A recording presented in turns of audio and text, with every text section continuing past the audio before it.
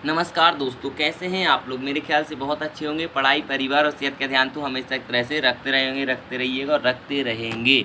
तो एक बात हम आपको बताना चाहेंगे कि जो आप लोग की क्लासों में थोड़ा इसलिए टाइम लग गया है स्टार्ट होने में, क्योंकि इसमें कुछ एरर आ गया था और आप लोगों को मालूम है कि हम आप लोगों को कंटिन्यू पढ़ा रहे हैं, तो एरर के चलते हम आपकी क्लास नहीं ले पा रहे थे। एरर बहुत मुश्किल में कंप्लीट हो पाया है। तो चलिए हम आपका समय गंवाते ना हम अपनी क्लास को स्टार्ट करते हैं। क्लास 7 चैप्टर नंबर 9 शीतोष्ण घास स्थलों में जीवन के बारे में हम आज चर्चा करेंगे। साथ ही साथ एक और समस्या थी इस क्लास को बनाने में, क्योंकि हम एनसीईआरटी जो पढ़ते हैं और आप लोगों को पढ़ाते हैं और अलग अलग एनसीईआरटी हमने देखी, तो हर एक एनसीईआरटी में चैप्टर डिफरेंस था। इसके चलते भी हमने आपकी क्लास में थोड़ा डिले किया था, जिससे कि आपको कोई गलत जानकारी और गलत क्लास ना पढ़ाना पड़े। तो चलिए चैप्टर 9 शीतोष्ण घास स्थलों में जीवन के बारे में हम चर्चा करते हैं। तो आप लोगों को मालूम है कि जहाँ पर मुख्य रूप से बहुत ज़्यादा पेड़ पाए जाते हैं वहाँ पर तो आप लोग उसको वन कहते हैं।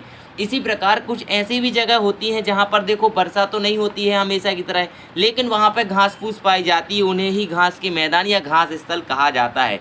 पृथ्वी की सतह का लगभग 1/4 हिस्सा घास स्थल है। यहाँ पनपने वाले पौधों के प्रकार यहाँ की जलवायु और मिट्टी पर निर्भर करते हैं। घास स्थल के निर्माण में जलवायु की महत्वपूर्ण भूमिका रहती है, इसलिए आमतौर पर जलवायु के आधार पर विश्व के घास स्थलों को दो मुख्य श्रेणियों में बांटा गया है। एक तो होता है शीतोष्ण प्रदेश के घास स्थल और दूसरा होता है उष्ण कटिबंधीय प्रदेश के घास स्थल। आप लोगों को मैंने वन पढ़ाए थे, आप लोगों को कमेंट करके बताना है कि वन कितने प्रकार के मैंने पढ़ाए थे, कौन सा वन कहाँ देखने को मिलेगा, अर्थात सदा पर्णपाती वन क्या कहलाते हैं। कमेंट करके आप लोग जरूर बताइएगा। चलिए, तो प्रेरी नाम तो सुना होगा आपने। प्रेरी का जो घास का मैदान है, ये शीतोष्ण जो घास का मैदान आपको उत्तर अमेरिका में देखने को मिलता है। ये समतल, मंद ढलान या पहाड़ियों वाले प्रदेश हैं। यहाँ पेड़ कम तथा घास अधिक होती है। क्या? पेड़ कम तथा घास अधिक होती है। वास्तव में यह घास का विशाल क्षेत्र है। अधिकांश भागों में प्रेरी वृक्ष रहित है। वृक्ष रहित मतलब होता है जहाँ पर पेड़ नहीं है, वृक्ष नहीं है, परंतु निचले मैदान के निकट नदी घाटियों के साथ साथ यहाँ वन भी पाए जाते हैं। 2 मीटर तक ऊंची घास यहाँ के भूदृश्य की प्रधानता है और वास्तव में यह एक घास का सागर है। प्रेरी का घास स्थल जो है कौन सा पूछा जाए तो आप याद रखिएगा, शीतोष्ण कटिबंधीय का घास स्थल का मैदान है। कहाँ है? उत्तर अमेरिका में है। इसे घास का सागर भी कहा जाता है। प्रेरी पश्चिम में रॉकी पर्वत और पूरब में ग्रेट लेक से घिरा हुआ है। जो प्रेरी का घास का स्थल, जो घास का मैदान है, वो पश्चिम में रॉकी पर्वत और पूर्व में ग्रेट लेक से घिरा हुआ है। उत्तर अमेरिका का मानचित्र भी हम आपको दिखाएंगे, तो देख भी लीजिएगा। प्रेरी संयुक्त राज्य अमेरिका व कनाडा के कुछ भागों तक फैला हुआ है। अमेरिका के प्रेरी का अपवहन मिसिसिपी की सहायक नदियों तथा कनाडा के प्रेरी का अपवहन केचुआन नदी की सहायक नदी करती है। यानी कोई नदी का नाम है, लेकिन याद रख सकते हैं अमेरिका के नाम याद रख सकते हैं। मिसिसिपी की सहायक नदियां इसका क्या करती हैं? अपवहन करती हैं। अपवहन मतलब इसको पानी देने का काम, इसमें मिट्टी लाने का काम और सब अन्य प्रकार के जो एक स्थान से दूसरे स्थान तक ले जाने का काम कौन सी नदियां करती हैं? मिसिसिपी नदी करती है। खैर, हम मैप में भी देखेंगे प्रेरी का जो उत्तर अमेरिका का घास का मैदान है उसमें कौन कौन सी सहायक नदियाँ आपको देखने को मिलेंगी। तो देखिए, प्रेरी का जो घास का मैदान है उसकी जो जलवायु कैसी देखने को मिलेगी वो देख लीजिए। तो महाद्वीप के मध्य स्थित होने के कारण यहाँ चरम तापमान वाली महाद्वीपीय जलवायु होती है। ग्रीष्म ऋतु में तापमान लगभग 20 डिग्री सेल्सियस होता है, जबकि शीत ऋतु में कनाडा के विनिपेग में तापमान हिमांक से 20 डिग्री सेल्सियस भी दर्ज होता है। यानी 0 से 20 डिग्री सेल्सियस तक भी तापमान रह सकता है विनिपेग में। इसके अलावा शीत ऋतु में यह प्रदेश बर्फ की एक मोटी परत से ढक जाता है। यहाँ वार्षिक वर्षा सामान्य होती है, जो घास के विकास के लिए अनुकूल होती है। यानी कि इतनी ज़्यादा वर्षा नहीं होती है कि जिससे यहाँ वन बन जाए, केवल इतनी होती है जिससे यहाँ पे घास ही बनी रहती है। उत्तर दक्षिण अवरोध की अनुपस्थिति में यहाँ चिनूक नामक स्थानीय पवन बहती है। कौन सी पवन बहती है? एग्जाम में पूछा जा सकता है। 2 मिनट। चिनूक पवन कहाँ बहती है? तो उत्तर अमेरिका में बहती है। प्रेरी के घास के मैदान में बहती है। ये भी आप याद रखेंगे। कमेंट करके बताइए चिनूक पवन कौन सी पवन है। चलिए, वनस्पति और प्राणी जात की अगर बात करें, कौन कौन सी वनस्पतियाँ और कौन कौन से वृक्ष और प्राणी यहाँ पर पाए जाते हैं, तो प्रेरी का जो मैदान है वो सामान्यतः पेड़ विहीन है, वहाँ पर पेड़ नहीं है। जहाँ जल उपलब्ध होता है वहाँ सरपत, विलो, आल्डर, पॉपलर जैसे पेड़ उगते हैं। 50 सेंटीमीटर से अधिक वर्षा वाले प्रदेश कृषि के लिए उपयुक्त होते हैं, क्योंकि यहाँ की मिट्टी उपजाऊ होती है। यद्यपि इस क्षेत्र की मुख्य फसल मक्का है, जबकि अन्य दूसरी उगने वाली फसलों में आलू, सोयाबीन, कपास, ये आपको देखने को मिलेंगी। जिन क्षेत्रों में वर्षा काफ़ी कम एवं अनिश्चित होती है वहाँ पैदा होने वाली घास छोटी एवं नुकीली होती है।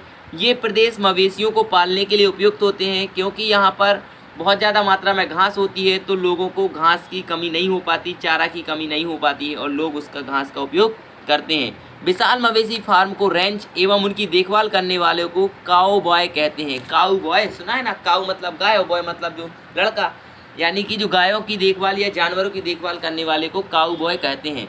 बाइसन या अमेरिकी भैंस इस प्रदेश की सबसे महत्वपूर्ण पशु है। निरंतर शिकार के कारण ये पशु लगभग लुप्त की कगार पर पहुंच चुकी है। अब इन्हें सुरक्षित प्रजातियों की श्रेणी में रखा जाता है। इन प्रदेशों में पाए जाने वाले अन्य जीव खरगोश, काइयोट, गोफर, प्रेरी कुत्ता वगैरह आपको देखने को मिलेंगे। अभी हाल ही में असिस्टेंट कमांडेंट में क्वेश्चन आया था लुप्तप्राय प्रजाति के संबंध में, तो आप उसको लिख सकते थे कि प्रेरी के उत्तर अमेरिका के प्रेरी के मैदान में पाई जाने वाली अमेरिकी भैंस लुप्तप्राय प्रजाति में या लुप्त होती जा रही है शिकार के कारण। जो आपको अच्छा लगता है वो लिख सकते थे। यहाँ पर हम देखेंगे उत्तर अमेरिका में जो पाए जाने वाला प्रेरी का घास स्थल है उसमें कौन कौन से राज्य, नदियाँ वगैरह आपको दिखाई दे जाएंगी। तो सबसे पहले एक एग्ज़ाम में ये क्वेश्चन आ सकता है कि आप पहले इस मैप को रखेंगे आप जैसे मोबाइल उपयोग करते हैं वैसे उपयोग कीजिएगा, उसके उल्टे में मैप आप देख सकते हैं। ये उत्तर अमेरिका वाला भाग है, यानी कि अगर आप देखेंगे तो जो हमें संयुक्त राज्य अमेरिका देख पा रहे होंगे आप लोग, ये प्रशांत महासागर देख पा रहे होंगे, ये लेब्राडोर सागर, ये बिसेक सागर, ये अटलांटिक सागर, ये प्रशांत महासागर। इसके ऊपर ब्यूफोर्ट सागर देख पाएंगे, ग्रेट बैरियर झील, ग्रेट स्लेव झील, पीस नदी आप देख पा रहे होंगे। ये सास्केचुआन नदी जो है वो सही लिखा था, सास्केचुआन नदी जो है आप लोगों को देखने को मिलेगी प्रेरी के घास मैदान में। विनिपेग नदी भी आपको देखने को मिल सकती है यहाँ पर, ये भी आप याद रख सकते हैं। साथ ही साथ मैक्सिको की खाड़ी उत्तर अमेरिका के दक्षिण में आपको देखने को मिलेगी। एल सल्वाडोर, ये सब वगैरह वगैरह आपको यहाँ पे देखने को मिल जाएंगी। इम्पोर्टेंट बात यह है कि उत्तर अमेरिका के कौन से राज्य से होकर कर्क रेखा गुजरती है, तो याद रखिएगा मैक्सिको से कर्क रेखा होकर गुजरती है। कौन सा राज्य है बच्चों, याद रखना मैक्सिको एक ऐसा राज्य है उत्तर अमेरिका का जहाँ से कर्क रेखा गुजरती है। यहाँ पर आप देख लीजिए प्रेरी का घास का मैदान आप देख पा रहे हैं नहीं देख पा रहे हैं, देखो ये वाला, क्योंकि हम थोड़ा अपनी स्क्रीन को उल्टा किए हुए हैं क्योंकि आपको समझाने के लिए। तो ये जो है प्रेरी का घास का मैदान है, ये देख लीजिएगा। सास्केचुआन नदी का नाम यहाँ पे आप देख पा रहे होंगे, पेस नदी आप यहाँ पे देख पा रहे होंगे, विनिपेग झील आप यहाँ पे देख पा रहे होंगे, सुपीरियर झील भी देख पा रहे होंगे, हुरन झील भी, बहुत सारी झीलें आपको उत्तर अमेरिका में देखने को मिल जाएंगी। तो आप ज़रूर देखिएगा, मैप आपको हमारे माय डियर स्टूडेंट ग्रुप में भेज दिया जाएगा, तो आप वहाँ से इसका PDF भी डाउनलोड कर सकते हैं। लोग, इस प्रदेश के लोग काफ़ी परिश्रम होते हैं, यानी काफ़ी परिश्रमी होते हैं। काफ़ी मतलब समझते हैं जैसे आपको पढ़ाई करना है बहुत ज़्यादा तब आप जाके कुछ बन पाएंगे।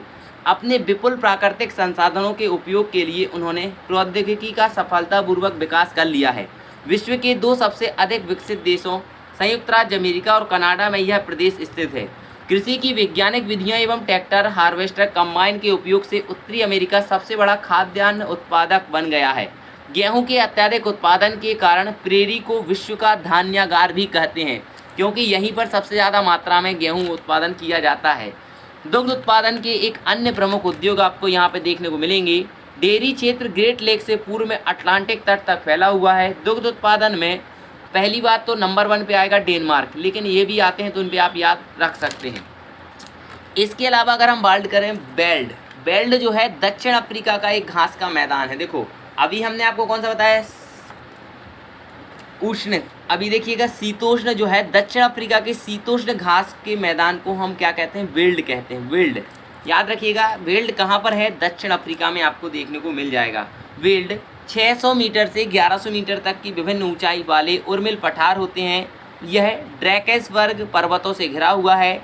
इसके पश्चिम में कालाहारी रेगिस्तान है। याद रख सकते हैं बेल्ट का जो घास स्थल है उसके पश्चिम में आपको कालाहारी रेगिस्तान देखने को मिलेगा। उत्तर पूर्व में उच्च विल्ड स्थित है।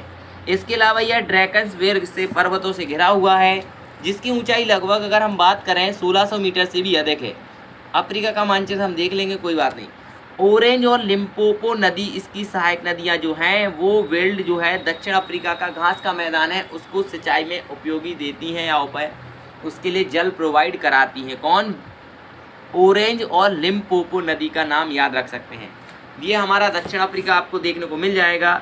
यहाँ पे आप देख लीजिएगा लिम्पोपो, ये देख पा रहे होंगे आप लिम्पोपो, ये ऑरेंज नदी, यानी ये मेरे ख्याल से यही होना चाहिए। वर्ल्ड का जो घास स्थल का मैदान है वो ये होना चाहिए। तो लिम्पोपो नदी और ऑरेंज नदी जो है इसको क्या करती है, जल प्रोवाइड कराती है, वाटर प्रोवाइड कराती है। इसकी अगर हम बात करें साउथ में, देखो ईस्ट में हिंद महासागर है, वेस्ट में आपको अटलांटिक ओशियन, नॉर्थ में आपको भूमध्य सागर, और नॉर्थ वेस्ट में आपको अटलांटिक सागर, और नीचे कौन सा सागर होगा आप लोग कमेंट करके बताइएगा। आप लोग पढ़ते तो हैं, ज़रूर बता पाएंगे मुझे उम्मीद है। यानी कि जो साउथ पोल पर है जो सागर, वही सागर इसका आंसर होना है। तो कमेंट कीजिए कौन सा सागर साउथ पोल पर आपको देखने को मिलेगा। तो दक्षिण अफ्रीका की ब्रिटिश उपनिवेश बनने से पहले यह वेल्ड नाम डच आदिवासियों द्वारा दिया गया था। वेल्ड क्या है, दक्षिण अफ्रीका में पाए जाने वाला शीतोष्ण घास स्थल है। क्या है, शीतोष्ण घास स्थल। इसके अलावा बेल्ट दक्षिणी गोलार्ध में स्थित है और यहाँ पर ग्रीष्म ऋतु होती है। तो प्रेरी के मैदान में या प्रेरी में कौन सी ऋतु होगी, आपको भी मालूम होगा, मैंने जब ऋतु को पढ़ाई थी, तो कमेंट करिएगा। जलवायु यहाँ की बात करें तो हिंद महासागर के प्रभाव के कारण बेल्ट की जलवायु नम है। शीत ऋतु ठंडी एवं शुष्क होती है। इस दौरान तापमान 5 डिग्री सेल्सियस से 10 डिग्री सेल्सियस तक होता है। जुलाई सबसे अधिक ठंडी महीना आपको देखने को मिल जाएगा, जब हमारे यहाँ सबसे ज़्यादा गर्मी होती है, ठीक ना। जब हमारे यहाँ गर्मी होती है तब यहाँ क्या होती है, ठंड होती है सबसे ज़्यादा। ग्रीष्म ऋतु में जोहान्सबर्ग का तापमान लगभग 20 डिग्री सेल्सियस दर्ज किया जाता है। बेल्ट क्षेत्र में वर्षा नवंबर से फरवरी के बीच होती है। यह बेल्ट के तटों पर गर्म महासागरीय जलधाराएं प्रवाहित होने के कारण होता है। यदि शीत ऋतु में जून से अगस्त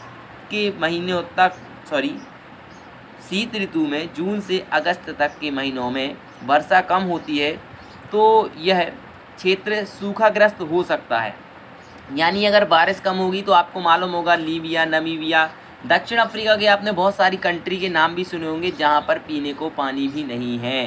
तो इसीलिए अभी भी आपको समय है, यानी हमें इंसानों को वक्त दिया है या इंसानों के पास अभी समय है। अगर वो अभी सुधर जाएंगे तो उनको फ़ायदा होगा, नहीं तो आपको मालूम है आए दिनों जल का स्तर नीचे आता जा रहा है और लोग कहते हैं कि जल का स्तर तो कुछ नहीं अंतर। उनसे पूछो उस जल के बारे में जिनको 10-10, 20-20 किलोमीटर दूर जल लेने के लिए या पानी लेने के लिए जाना पड़ता है। वनस्पति या प्राणी जात की बात करें तो यहाँ वनस्पति विरल है। अधिकतर स्थल घास से ढके रहते हैं। लाल घास बेल्ट की झाड़ियों में पैदा होती है। बबूल और मरोला ऊंचे हुए बेल्ट में उगते दिखाई देते हैं। बेल्ट के प्रमुख जानवर शेर, तेंदुआ, चीता, कुडू प्रकार के जानवर आपको देखने को मिल जाएंगे। निवासी की अगर बात करें तो आप लोगों ने देखे होंगे यहाँ पर मिट्टी अधिक उपजाऊ नहीं है क्योंकि पानी नहीं होता है। यद्यपि यहाँ उपजाऊ भूमि है, जहाँ उपजाऊ भूमि है वहाँ फसल उगाई जाती है। मक्का, गेहूँ, ज्वार, अखरोट, आलू जैसी फसलें उगाई जाती हैं जो कम पानी में उगाई जा सकती हैं। तंबाकू, गन्ना, कपास जैसी नकदी फसलें भी यहाँ उगाई जाती हैं। भेड़ पालन यहाँ के लोगों का मुख्य व्यवसाय है। भेड़ मुख्यतः ऊन के लिए पाली जाती है। इससे बेल्ट में ऊन उद्योग विकसित देखने को मिल रहा है।